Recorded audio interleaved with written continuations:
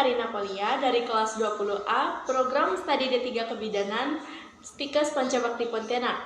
Nah, di sini saya akan menjelaskan tentang peredaran darah pada janin. Mari kita simak videonya.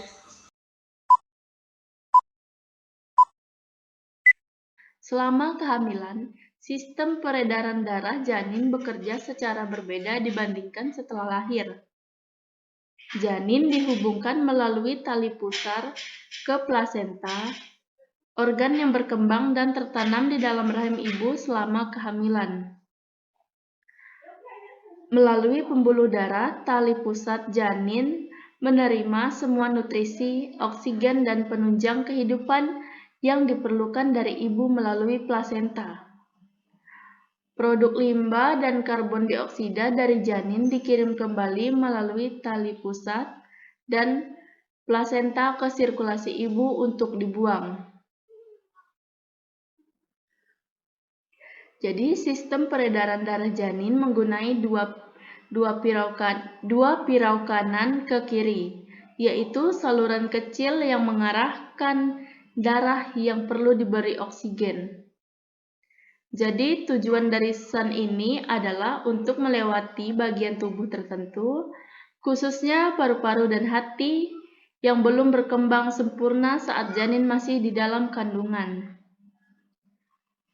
SAN yang melewati paru-paru disebut foramen oval. Bisa kita lihat foramen oval di sini. Nah, foramen oval yang mengalirkan darah dari antrium kanan jantung ke antrium kiri, dan ductus arteriosus di sini, ductus arteriosus bisa kita lihat. Nah, ductus arteriosus yang mengalirkan darah ke arteri pulmonalis ke aorta.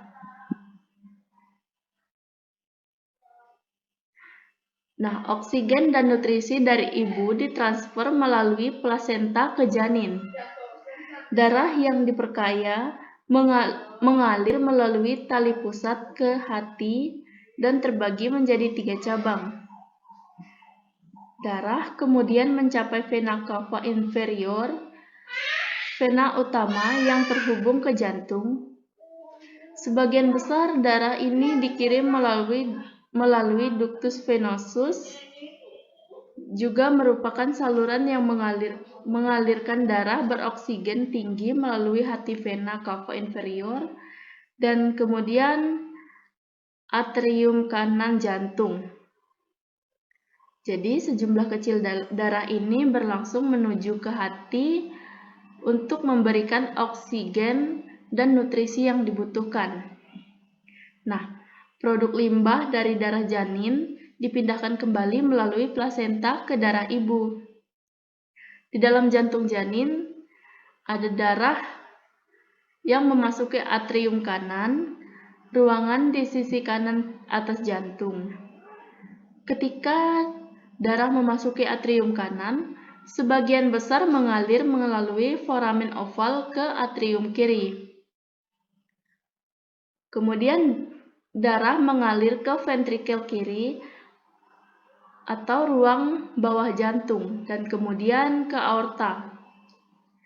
Aorta yaitu arteri besar yang berasal dari jantung. Selanjutnya dari aorta, darah dikirim ke otot jantung itu sendiri selain ke otak. Setelah bersirkulasi di sana, darah kembali ke atrium kanan jantung melalui vena cava superior. Sekitar 2/3 darah akan melewati foramen oval seperti dijelaskan di atas. Namun, 1/3 sisanya akan masuk ke ventrikel kanan menuju paru-paru.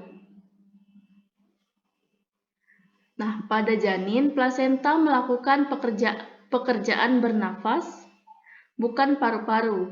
Akibatnya, hanya sedikit darah yang melanjutkan ke paru-paru.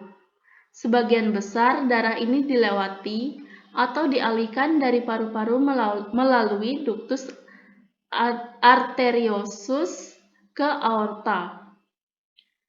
Sebagian besar peredaran darah ke tubuh bagian bawah disuplai oleh darah yang melewati ductus arteriosus. Nah, darah ini kemudian memasuki arteri umbilicalis dan mengalir ke plasenta. Di dalam plasenta, karbon dioksida dan produk limbah dilepaskan ke sistem peredaran darah ibu. Dan oksigen serta nutrisi dari darah ibu dilepaskan ke dalam darah janin.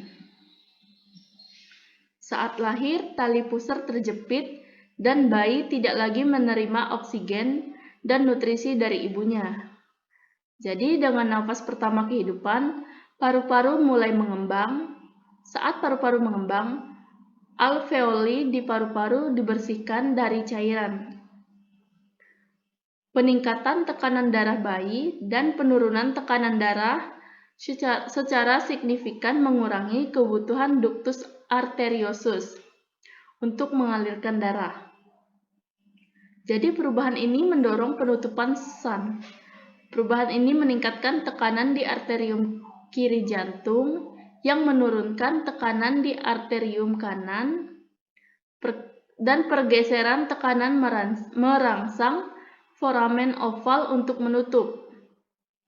Penutupan ductus arteriosus dan foramen oval melengkapi transisi sirkulasi janin ke sirkulasi bayi baru lahir.